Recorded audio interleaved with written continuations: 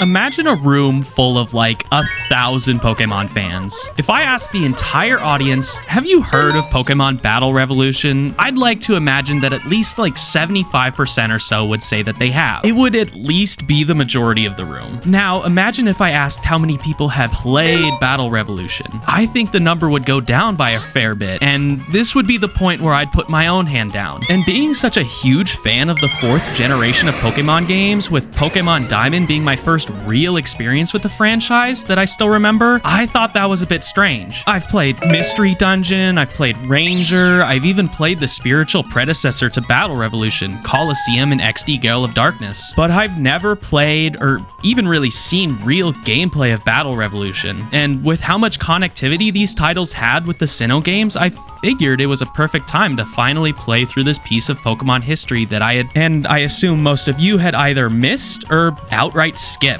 Now, imagine if I filled the room with like 16,000 rats, or maybe like 100 tigers, or a billion.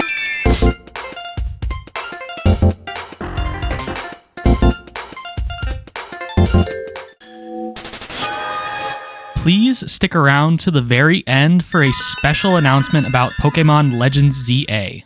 Pokemon Battle Revolution, as I understand it, is basically Pokemon Stadium 4. It's a fully fledged battle simulator that allows you to see your team from Pokemon Diamond, Pearl, and Platinum on the big screen, which at the time was this thing. One thing I see most agree on is that this game looked visually ahead of its time. I remember being shocked by how cool this game looked when I saw commercials about it when I was much younger, and while 480p doesn't exactly hold up, there's no doubt that this game looked amazing on period correct hardware, at least in a relative sense. The game has a somewhat limited single-player campaign, multiplayer using either one Wii and one DS, or even 2 DS systems, and even online multiplayer through Nintendo WFC. I wonder how well that works right now. And while the idea is that you're supposed to use your playthrough Pokemon from your DS game, you can play this game entirely standalone. You're given 2 rental passes to use when you start your save file, and can unlock more as you progress through the single-player campaign, which I think is great if you, as a kid, asked for Pokemon for Christmas and didn't think to elaborate, which didn't happen to me, but feels really likely. Now, there's lots of other details and even more connectivity with Diamond, Pearl, and Platinum to go over, but we'll cover this as we go. First and foremost, I have to deal with some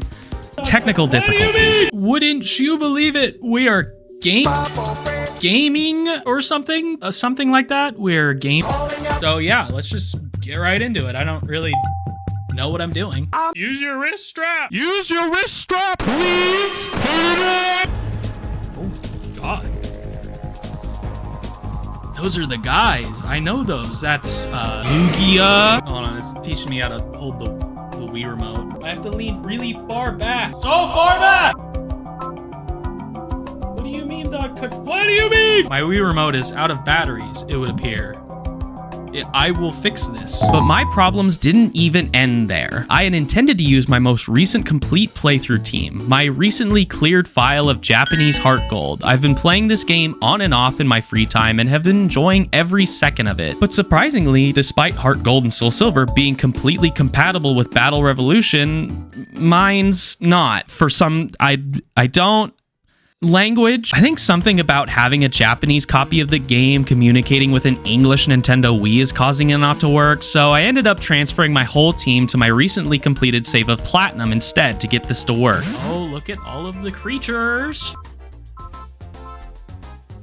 Yeah, I called him that. I got Haunts from the Safari Zone. I got Arcanine. I got Funny. I love Ambipom. That's got to be my favorite member of this team. Meganium. I am a day 1 Meganium defender. Got Honchkrow. This actually is the reason I found that shiny Nidoran in the Safari Zone. And Goop. This thing's a monster. I love Goop. I love Goop. So from here, I decided to start tackling the single player campaign in this game. The game has 10 coliseums in which you need to battle up to 6 trainers to gain access to a battle with the final trainer, the Coliseum Master. Sometimes they're the Coliseum leader. I didn't know there was a distinction, but each Coliseum has its own special battle format that you need to be aware of during your attempt, some of which are more appealing than others. We'll cover each one as we go, but I'll cover the first 2 Coliseums you get as soon as you begin your save file. Main Street Coliseum uses the knockout battle format where you knock the opposing Pokemon out. So like, yeah. Gateway Coliseum, on the other hand, has some nuance to it. In this Coliseum, you knock out the opposing Pokemon, but you can't use the Pokemon you want. It's rental pass only. But without further ado, let's try our hand at the first Coliseum, Main Street Coliseum. Bye-bye, Butterfree. I'll see you later. If it doesn't get any harder, I might have to just redo this with a way weaker team. The blue corner makes the first attack. I think this thing is going to punch me. I'm going to send in my bird. I'm just gonna punch him really hard. That's gonna be it. If I superpower. Did I win yet? Oh right, you can shiny hunt their costumes. I'm not going to do that. Squirrel strength, really strong. That hurt. That hurt. You win. So here's the deal with that. I wiped the floor with the NPC trainers. Not because I'm good at Pokemon battles, please don't get the wrong idea. It's because this game is possibly, maybe for children. So I thought, hey, maybe I just throw a team together with some stuff that's in my PC boxes in the game I have connected, and that didn't really go any better. So to play through this game in a way that's both interesting for a video and possible, crucially, we need a team. Here they are. Almost. Just about. Yeah, it's modest, which is a little helpful, I gotta say. A couple of them do have moved Hooter moves. I wanted middle of the road attacking moves that match their attack stat. Wormadam is definitely a special attacker, but it had Bug Bite. I don't want that. The Gunkle. The Gunkle. I just caught this thing and I raised it like 3 levels. I couldn't decide on an item. It has the odd keystone. It'll throw it. Yep, Avalanche is the only physical ice move I could get my hands on. It doesn't get Ice Punch for some reason. Food too? Food so good, they had to make it twice. Worked up on today. I hatched it today. Got the lefties because it's pretty bulky. I feel like that'll be helpful. Signal Beam is an egg move, and Air Cutter is a move tutor move. Got Scrample A. This is the one and only special ground type move that Claydol gets. It's Mud Slap. What the hell? Rat? Fun? It's also modest, which is scary, actually. I don't foresee myself using double team very often unless I'm really struggling. Dirt. Okay. And it's got a Shell Bell to kind of act in tandem with its one attacking move in Giga Drain. So at this point, I've conquered the first Coliseum of the game. Only 9 more to go, which begs the question, where do we start? I decided I could go back and do Gateway Coliseum whenever I felt like it. I mean, do you want to see me use Mighty Enna to clear the, do you want to see the doggy? No, no, you don't. So I decided to give the newly opened Waterfall Coliseum a try. Waterfall Coliseum uses the team battle format, which is the first real deviation from just straight up Pokemon battles that we've seen yet. Of your team of 6, you'll pick 5 Pokemon, and on top of that, you'll need to pay close attention to what order you pick them in. Every fight you do in this Coliseum will be a one-on-one in order of Pokemon selected in a best of 3, meaning your Pokemon will fight in the order you pick them in against your opponent's Pokemon in the order they set. Of the numerous formats this game introduces, I felt like this was a great way to set the tone of the game. It's familiar in that the battles themselves have no extra rules, rather the setup and the results are slightly modified. I forgot Lombre had Fake Out. It's kind of its thing. Oh wait, I have Inner Focus, dude. Wait, that's awesome actually. I forgot I had that. Just because it's like almost Scizor, hence the name. That is not good. That is my option. Get the Confuse, maybe? Nope. Oh. If it has Spark, that's not good. Oh, wow. Okay, hold on. Hold on. Mantine clutching up real quick. Food so good, they had to make it twice, brother. I cannot believe it survived that. That was kind of crazy. The fact that I 3-0'd them wasn't necessarily a good show of how interesting this format can be, but the Pokemon selection shows a lot of key points. It can be advantageous or a detriment to pick Pokemon that you know can counter a lot of your opponent's team, but one that can also be wiped out instantly from any number of your opponents. So I can imagine bringing Pokemon with tons of resistances or ones with lots of good neutral matchups would be optimal here. And that's all fine and good, but there's another elephant in this. Please leave. There's something else we need to talk about. The NPC trainers, they are not so good. These NPC trainers, as far as I can tell, operate on the same AI that wild Pokemon operate on, in that they're picking moves almost seemingly at random, which can work if the movesets are serviceable, but that leads us to the second elephant. Okay, dude, I need you to go. The movesets that these Pokemon are provided are not good at all. Actually, they're really bad. I really only need to show you a couple specific examples for you to get the gist of it. Actually, I really only need to show you one. Either way, that made it especially easy for me to make my way up to the Coliseum leader, which went something like this. Oh, that's a good lead. Goodbye. Ooh, monkey. Monkey, go sleep. Too bad monkey is asleep. So geeky. Ooh, I got some bad news for you. Don't know how Wormadam is faster. I win. I beat the guy. I'm excited to say at least this Coliseum was really cool. At this power level, it can be, well, underwhelming, but as we'll actually learn near the end of this video, that's not actually all there is to see from Waterfall Coliseum, but we're not there yet, so let's move on. Okay, so you are not, I hate to say or even imply that this game is peaked this early, but I actually really like Neon Coliseum. Fortune battles are super fun, especially if your opponent ends up with your Pokemon. That's right, Neon Coliseum places all of your Pokemon on a roulette wheel where you have to aim with the Wiimote and try to claim as many of yours back as you can. The thing is, their Pokemon are also on this wheel, so you can easily have a scenario where you end up with most or even all of your opponent's Pokemon instead of your own, which can make it really challenging, especially if you're cheating. Oh, we're so screwed. We're so finished. We're done. Oh, God. Ooh, Intimidate, though. That's good. The battle begins. Please, I'm begging you, hit yourself. Gabite is so strong. Oh, my God. Oh, you have Sand. Well, then what am I worried about? We're just gonna double up on Tangela then, because that is literally all I can do. Just hope Gabite hits itself. Nice. Sick. I just kind of need Sneasel to come in and deal with Gabite. Oh, wait. That's actually big. Oh, we're so back. Yeah, Staravia might just... Or not. Literally or not. Have Thunderbolt. I put it on you. Bye. Yeah, we can just win, I guess. Passionate man. Oh. Okay. Oh no, I got food. No. Yes! I am scared of Mantine though. Mantine is big bulk. What? Cut? What? Cut.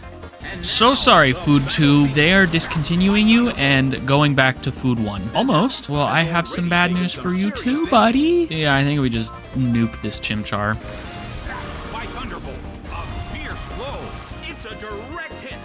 Fun! I just find it fun to try to win with my opponent's Pokemon, which, as we've discussed before, is like trying to sculpt a rock with a plastic spoon. And being at the mercy of your own team, whether you have a counter for them or not, is really interesting. I didn't plan to have to face my own Raichu, and I paid dearly for it, changing his name to Violence Rat or Rat. Either way, while still more challenging than Waterfall Coliseum, it really didn't take too long to reach the Coliseum leader. Let's try and get food. That's not food. Food! And the Gunkle. Not bad. That is bad. A brilliant attack right from Bye-bye, Tangela. It's down. I'm so sorry, I didn't even use you once. Hit by Silverwing. What was that? Run that back. Run that back one more time. This is all you got? It hit 2 Pokemon at once. Okay. I mean, that wasn't that hard. Nicely I'm gonna say it. That wasn't that hard. Faces a great That's 4 Coliseums. I went back and I did Gateway Coliseum just in case you guys really care about my favorite. I can only imagine it's got to be up from here. Let's see what Crystal Coliseum has to offer. It's a tournament. You're in the tournament bracket. Crystal Coliseum uses the tournament battle format, which, if I'm being honest with you, really doesn't mean anything to me. Like, most of the fun of a tournament is that you might know other people in the tournament, so it's like a waiting game to see when you're playing tough opponents or waiting to see if somebody else knocks them out or seeing different methods of team building on display. This is a single-player campaign. I am not invested in any of these guys. So at its core, it's really just knockout battles again, which is kind of a letdown because this Coliseum looks visually stunning and is a really good show of exactly why this game is looked fondly back on, specifically for its graphics. But unfortunately, the time you get to spend here is short. Crystal Coliseum. Oh, I I forgot I look like... Here we go. The battle. I forgot I look like that. Delibird explodes. Unfortunately for Delibird, you're gone. You're gone. By Thunderbolt. You are a bird. I am a rat. Tingling is sent Oh out. no. Always What a chance of a comeback. do I even do? By Thunderbolt. Sick. Did I think I win the Pokemon battle? What the dog doing? I misread that and I thought he said, I have one of the Pokemon. I'm like, yeah, you do. You do have one of the Pokemon. That thing's got Dragon Rage. I'm certain of it. I'm doubling up.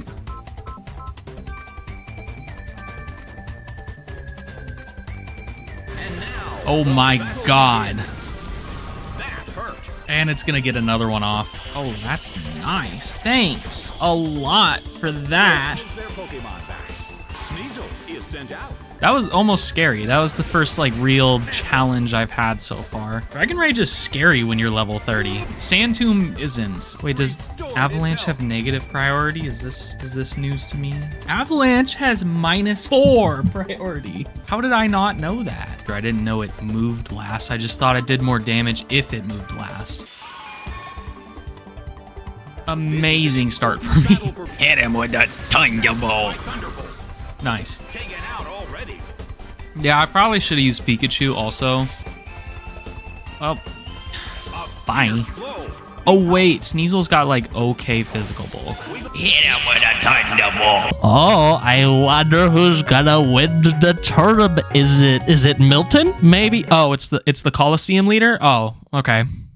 Riveting. Edge of my seat type stuff happening here today, but I bet you can't predict what happens next. So that's a start. I just want to see how much it does, I The guess. stage is set and the curtain is up. Please do like a quarter. A solid hit. Oh, that's okay. Oh my god, Metang is terrifying. Why do you have that? That's not good. A smashing blow. That That's dealt not some good either. excellent- God, this is not going well already. An exhausting Elekid's gotta go. It's a mental tug of Elekid's war gotta as go they right anticipate now. each other. Mantine is taking a brick break easily, and Rock Slide is doing damage to both. I forgot about Pursuit. How did I do that? How did I do that? I didn't even think for a second that the NPC characters in this game could do something cool. It is my hubris that costed me my Pokemon in that moment. Why? Why do you know that? Not the move. Why do you know I'm gonna switch? Why do you have that too? That Elekid is terrifying, actually, straight up. My team is not equipped for this. I need to lock in right now. Rushing blow. Should have ended last turn. Carnivine should have used like Razor Leaf or something.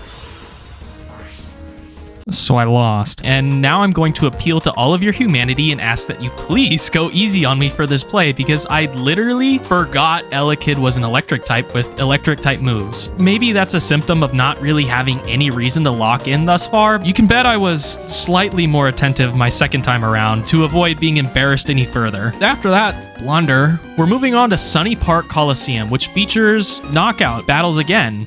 well, at least we're in familiar territory. I think this was genuinely the easiest time I've had clearing through a Coliseum in this game thus far, and remember that I was literally cheating when I cleared Main Street. I think there's a lot to be said about that too, because if you take a closer look at my team, you'll notice a pretty crucial coverage type I left out. Like, yeah, I have stuff that's good in the grass, but I also left a fire type off my team on purpose, so that matches like this would be harder. He just screamed. He said, "Ah! Oh my God!" He's invested. What can I say? I don't... Well, What the hell is that? Fall. big hit. Oh, you are shaped like lettuce. Dude, I just, like, actually hate the Cyndaquil line so much. I'm doubling in. I don't care. I hate this thing. Whoa, Quill Lava barely holds on. Mantine just got burned. Bam! There are only 2 starter choices in Johto. And I'll let you figure out which ones they are. Remember what you saw today. Pachirisu uses its move. Yes, Pachirisu does use its move. Can you just do something? Oh, thank you. Move. Oh, thank you so much. Pachirisu restored Oh, its health. God, would you just... The relief. Please. Okay, thank you. That's a hit. This Pachirisu uses its move. Do you see what I have to put up with? Oh, Pachirisu endured the hit. Let's try again. Pachirisu endured the hit. Wow, this will help a lot. I think the CPU character should forfeit. Slammed him. Oh, no more rats. You've got to be joking. There are more rats. Yeah, no, I'm sparing you from that. That was really, really boring. And it also went the exact same way. Sunset Coliseum up, baby! Yeah, so I don't like Sunset Coliseum very much. Sunset Coliseum is like the Battle Factory, but if they made it bad. For each match, you get a grid of 12 Pokemon. Pick 4 to battle with. Simple as that. This was the exact moment in history where I truly realized just how bad the movesets can be in this game. I mean, after all, he's right there. Now, thankfully, they only make you endure 4 trainers instead of the usual 6, which begs the question, did they know how bad this was? What?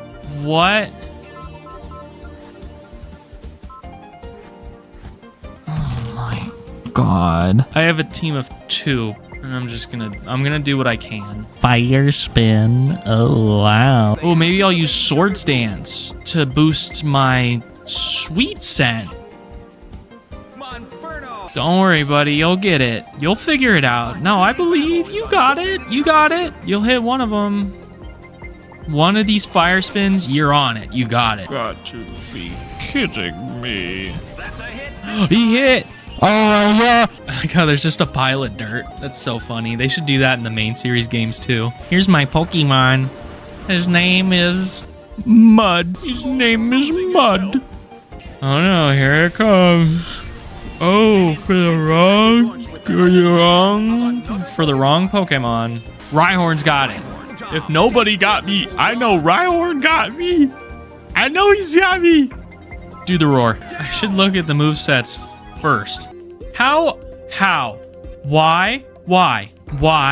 Oh yeah, we're using Gabite. You know it. Oh, but Combuskin gets Ember and Double Kick, and Monferno gets Fire spin. and... Fire swipes. You know what the bad part is this isn't even bad compared to some of the other stuff. Wait. Chimchar, you need to calm down, dude. It is not that serious. No? Okay, well... I guess I'll send out Shelgon. And I'll win the speed tie. I lost the speed tie. Go get him, dog. Okay, fine. Oh my God.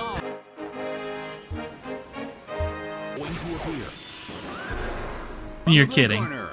That's so funny. Grovyle is not necessarily that threatening to my team, so I think I'm gonna start with Gabite.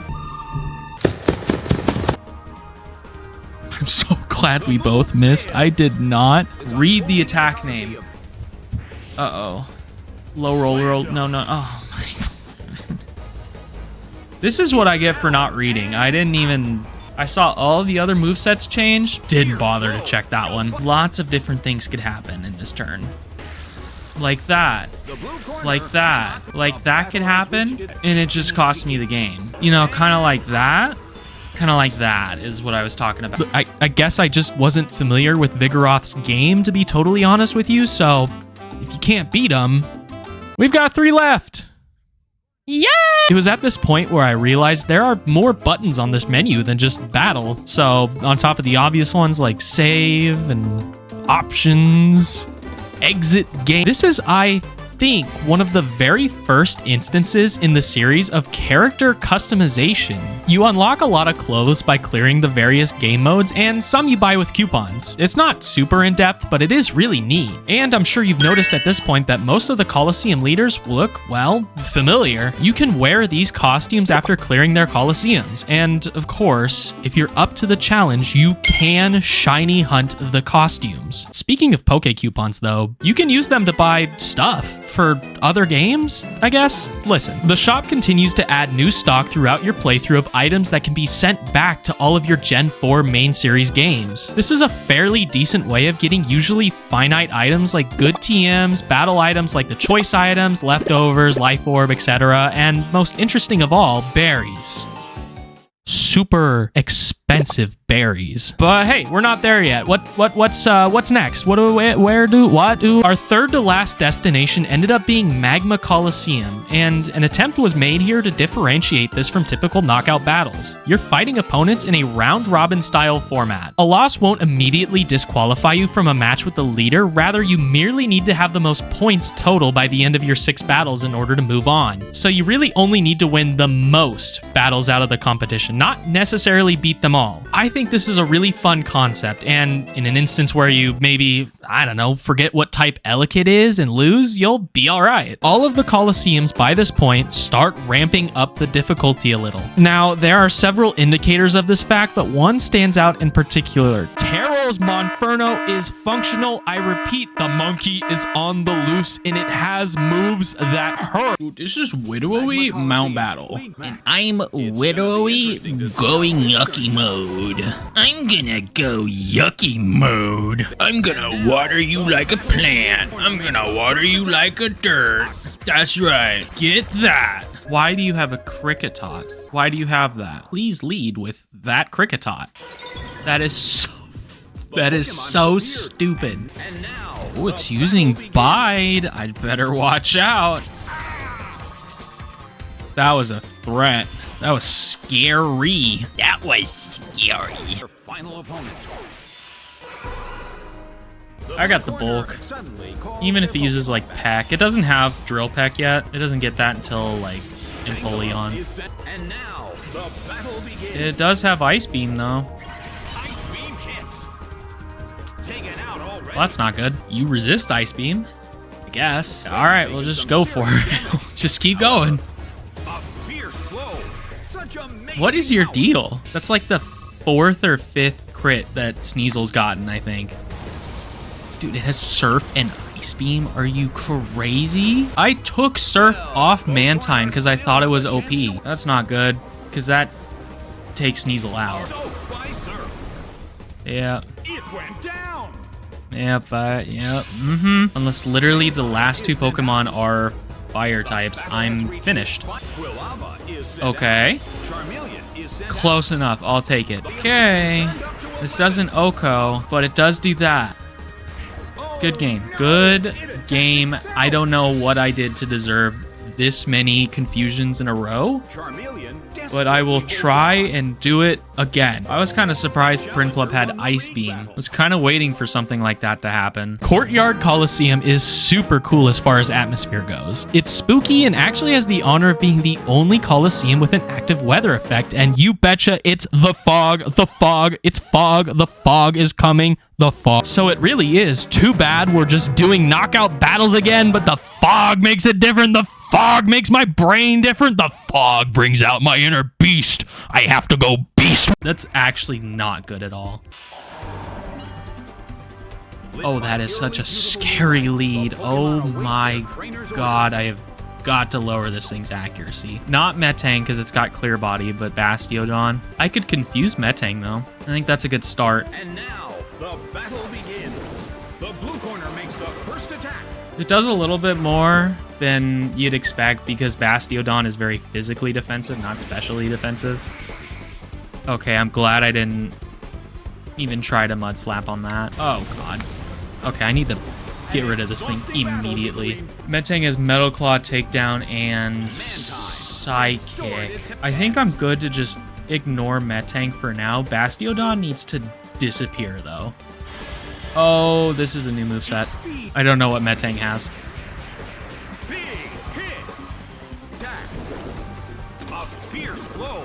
Magneton barely Nice. holds on. Okay, that's really good. Oh, yeah, that was a really good switch. Well, okay, I was fine. Mantine resists Metal Claw too. Tense blow.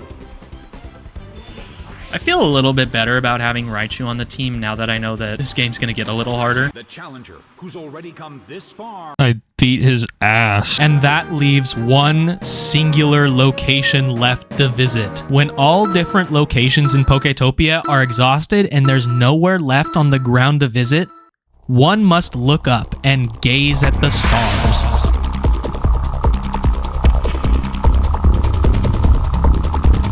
Stargazer Coliseum is so atmospheric and thematic that, in my opinion, any comment about battle format or difficulty are moot. Just merely by existing, it's already a perfect capstone to our journey through Poketopia. So it's a really good thing they've actually upped the ante just a bit. Your battles are not against mere trainers, but the Coliseum leaders take their place instead, complete with pretty well-rounded movesets and items, at least for the most part. But now it's time to finish the single-player campaign for Pokemon Battle Revolution. Or at least that's what I was led to believe up until now. Oh, Luxio lead is huge. That is kind of a throw, but I'm glad to see it regardless. What was that? I hate to say it, but that was really easy.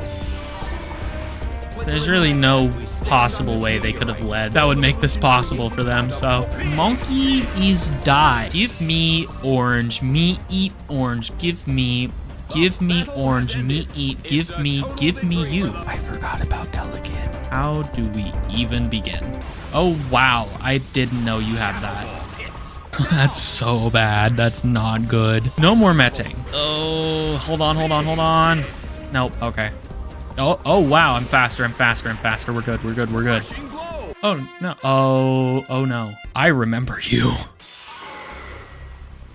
Mantine in on Brick Break. Raichu in on Leaf Blade. You live one of those. I think that even if it wasn't what I expected, was a pretty safe play, all things considered.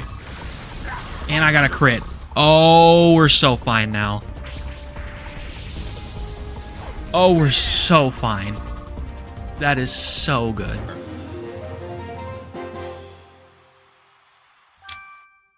All right. There's something unique about the final battle that I'm not sure I've seen anywhere else in the franchise. It's hard to put my finger on exactly what had me so hyped for this battle, or what genuinely made me shut up and do the fight completely silent. The thematics of Stargazer Coliseum are fantastic, and it feels like a perfect culmination of all the stuff we've seen so far. So maybe it's that. Maybe it's the music?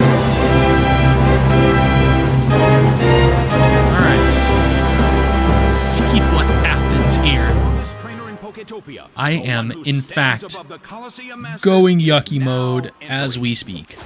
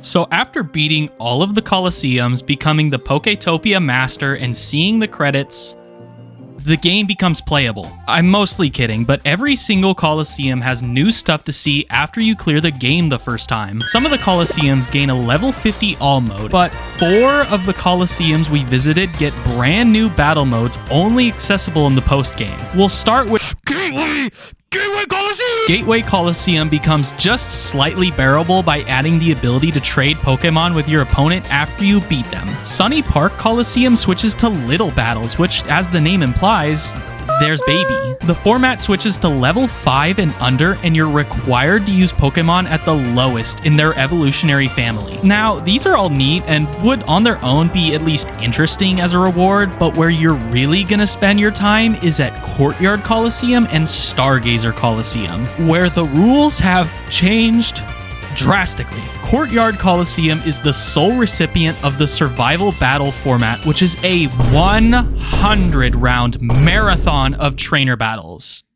So yeah, similar to Mount Battle, every 10th battle offers a bit of extra challenge with Kruger facing the player every time. But unlike Coliseum and XD, a roulette wheel is spun every battle with various effects based on what color it lands on. And the true final challenge of the game, the Masters Battle format, opens at Stargazer Coliseum. There are 8 sets of 4 trainers that you have to clear through individually, each set cleared unlocking the next one. Set 1 begins with teams that are already way more advanced than what you saw during your playthrough, but the real challenge begins on Set 4 and beyond, where you have to face, depending on which game you're connected with, Palkia and Uxie or Dialga and Azelf. And after sets 5 through 7, where you encounter trainers with mythical Pokemon, you refight him again with what is just the most foul team I have ever seen in my life. Now, have I done these yet? Well, no. I haven't even found the time required to put the teams together in the first place to even make the attempt. Now, will I finish Battle Revolution? Well, if you enjoyed the video and you want to see more Battle Revolution, subscribe and let me know, because the answer isn't no. Hey, so this last section is for people who plan on sticking around for the foreseeable future. If you didn't like the video or something like that, that's okay. I just don't think this part will mean anything to you. I've been thinking a lot about Legends ZA, and I wanted to add this onto the video considering that the game literally drops tomorrow. I want to say first that yes, you will see Legends ZA content here. I feel like that's obvious, but I do not plan on posting a full playthrough of the game. I'm not naive, and I don't feel like my playthrough of the game will offer anything new or different that you can't find somewhere else. I also think making a video like that would take so frighteningly long that it wouldn't even come out this year, which cuts deep into the time I could be spending making other videos that are different than what other people are making. So for Legends, there are tons of other great content creators who I guarantee are posting their playthroughs of the games, and I recommend you go watch them instead. And after playing the game myself, I'll have something fun and different to share, I hope.